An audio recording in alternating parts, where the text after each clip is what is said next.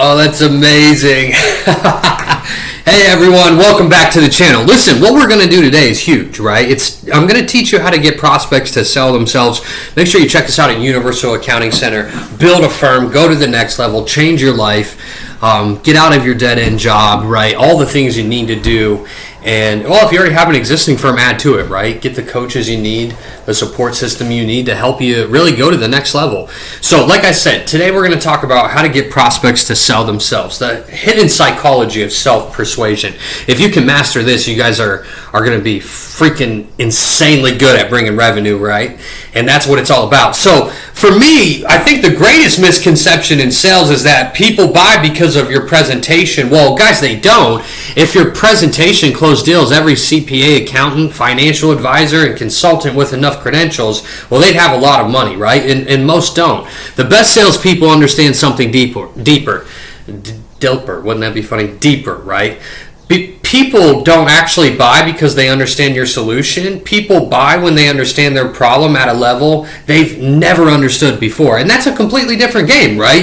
You have to think about it. Most salespeople spend 80% of the call explaining, and elite salespeople spend 80% of the call expanding awareness, right? Because awareness creates tension, and tension creates movement. All right, let's have some fun here. Hey, pencil and paper, gotta have that on hand, right? Or your little iPad notepad thingy. Let's start taking notes with all of that. Let's do some. Let's. What's written is retained, and we want to absorb. We want to learn. You're not watching this for fun. You're watching this to bring more revenue in, close more deals. So, write this down. The first lesson is the first law of human decision making. You have to understand that people rarely change because something is bad. People change when they can no longer justify staying the same. And that's a massive distinction, right? That's a huge difference. Most accountants are trying to convince business owners that bookkeeping is important. Well, that doesn't make any sense, right? The owner already knows bookkeeping is important. The owner already knows that taxes, we got to do taxes every single year. That's super important. And the owner definitely knows that cash flow is important. So it's not that knowledge isn't the problem, it's inaction, right? Inaction is the issue here. So your job isn't educating, your job is destabilizing the story that allows them to what? Remain comfortable. So we got to get them in a different state and create urgency. We want to create urgency so that we can actually close the deal. So let's close this module or lesson here, and let's move to lesson number 2. Write this down. The title of this lesson is The Story That They're Telling Themselves. What's the story that they're telling themselves, right? Every prospect enters a call with what? They've got a narrative going on in their head. They live with this narrative, and what is it, right? I'll figure it out. I'll wait until things slow down. I'll hire someone later. I don't really need help yet. I can keep doing it myself. So the story protects them from making decisions. And if you attack the story directly, they'll defend it. Human beings defend identities way harder than they're going to defend facts. So instead, you attack assumptions, never conclusions. Assumptions. All right.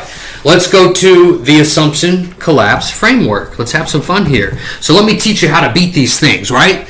That's why you watch the video, so you can learn how to beat all of these things. So look at it like this. In the assumption collapse framework, what I'm going to navigate is a few things here. Let's suppose a prospect says, I'll probably hire a bookkeeper next year. Well, an average salesperson is going to just say, well, why wait? Well, that's terrible. The prospect defends waiting. We don't want to do that, right? An elite salesperson says, what has to happen before next year becomes the right time? Talk to me about that. What has to happen before next year becomes the right time? Notice what happened. The prospect now has to examine their own logic, and that brain hates inconsistency. Most people have never examined their assumptions. The moment they do, cracks begin forming, and that's exactly what we want to happen. Right? All right, let's go to the gap expansion method. The gap expansion method. Neil Rackman touched on this, right? The best consultants in the world use it. People buy when the gap becomes visible. I want to be able to see the gap, the current state, the desired state. Most salespeople identify the gap. If you're an elite salesperson, you expand the gap, right? Here's an example for you. Okay, let's say you're working with a client and their current revenue is $200,000. They've got a desired revenue of $500,000. Well, most salespeople stop there. Well, that's a huge mistake, right? Elite salespeople, this is what you ask: what would $500,000 allow you to do that you're not able to do today? Now we're talking, right? Hire help, right?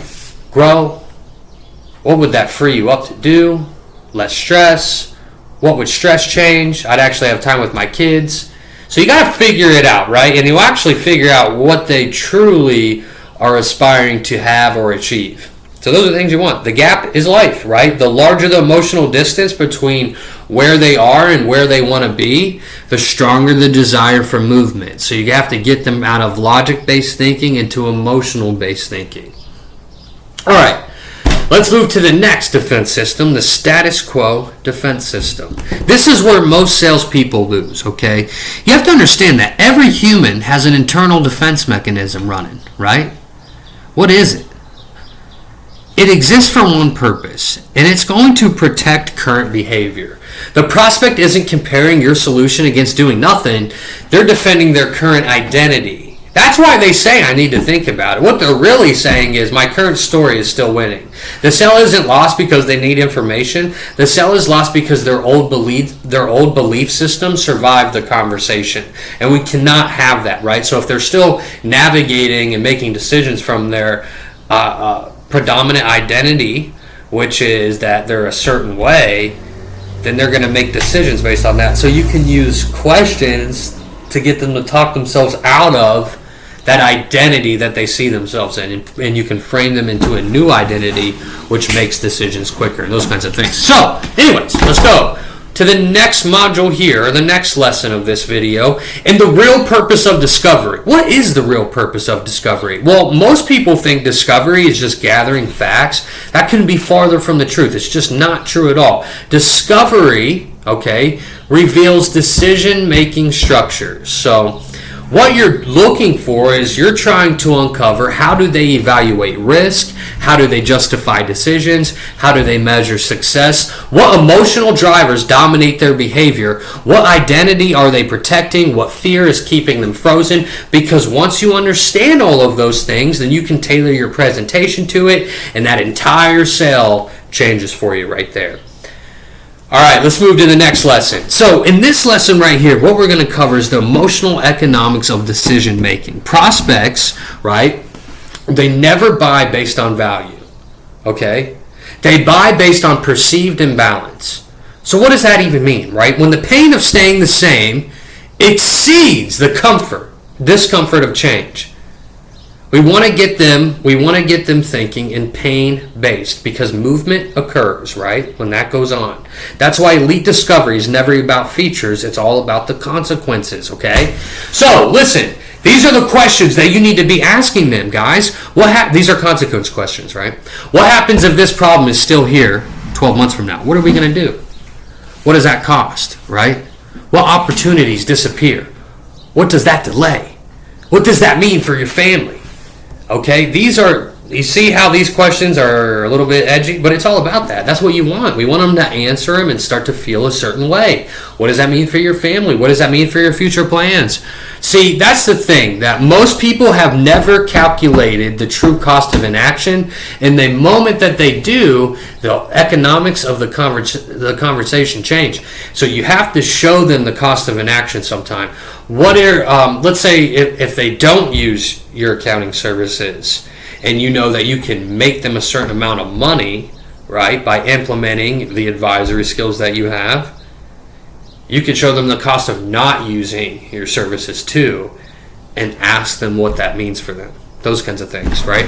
So, let's title it. You came to this video for a reason, right? I want to get people to sell themselves. How do I do that, Nathan? How do I figure that out? So, let me teach you. Most salespeople miss it, actually. You can title this lesson, The Moment They Sell Themselves. Most salespeople miss it, right? It's subtle, too.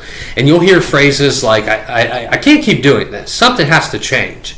I'm tired of dealing with this. I've been putting this off. I know I need help. Well, congratulations. That's where the sale just happened, right? Okay? Right? That's the thing. The internal sale always happens before the internal sale. The prospect is now arguing for change. Your job becomes helping them execute the decision they've already emotionally made, right? So let's title the next lesson here, Why Legendary Salespeople Look Calm, right? If you ever get to see me to deal, maybe if you ever apply to work for Universal Accounting Center as a salesperson, you get to. Be pretty cool, right? But they're very calm. All right, and watch them. There's tons of sales videos you can find. Go watch some people close deals. Watch all. If you're a salesperson watching this, I would find the best closer in your company and just like ask for some of their calls or videos, or if you're in person, even better. Watch them, right? But they're rarely frantic, rarely pushy, rarely desperate because they know something, right? The strongest persuasion doesn't come from the salesperson. It comes from the prospect's own conclusion. Guys, when prospects reach conclusions themselves, resistance collapse, right? Now you're not dragging them, you're guiding them. So most people try to win the conversation. The professional tries to understand the conversation. The master changes the way that master, right? It's going to change the way the prospect sees themselves. So you have to master that. And once that happens, do you know what happens? It's helping them see that staying the same is no longer acceptable. So I have to make them realize that if they don't make any changes to what they're currently doing inside of their business, there's going to be consequences to that. And they might not see those consequences now, but they are after I ask them good questions. And the prospect starts selling themselves once that happens. And when sales stops feeling like sales and it starts feeling like leadership, and you're navigating someone through solving their problems, you feel connected to them, they feel heard and understood, you're going to close so many more deals. So if you like this video, make sure you like and subscribe, and we'll see you in the next one.